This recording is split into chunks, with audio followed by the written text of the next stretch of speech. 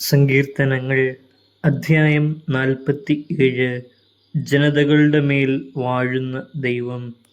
ജനതകളെ, കരഘോഷം മുഴക്കുവിൻ, ദൈവത്തിൻ്റെ മുൻപിൽ ആഹ്ലാദാരവം മുഴക്കുവിൻ. അത്യുന്നതനായ കർത്താവ് ഭീതിതനാണ്. അവിടുന്ന് ഭൂമി മുഴുവൻ്റെയും രാജാവാണ്.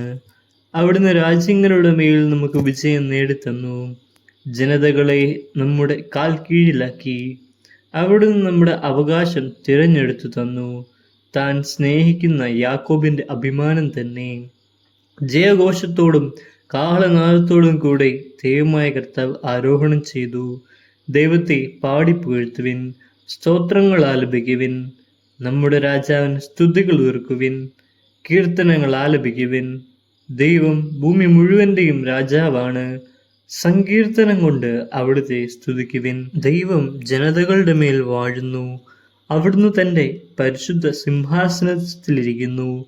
അബ്രാഹത്തിൻ്റെ ദൈവത്തിൻ്റെ ജനത്തെ പോലെ ജനതകളുടെ പ്രഭുക്കന്മാർ ഒരുമിച്ച് കൂടുന്നു. ഭൂമിയുടെ രക്ഷാകവചങ്ങൾ ദൈവത്തിന് അധീനമാണ്. അവിടുന്ന് മഹോന്നതനാണ്.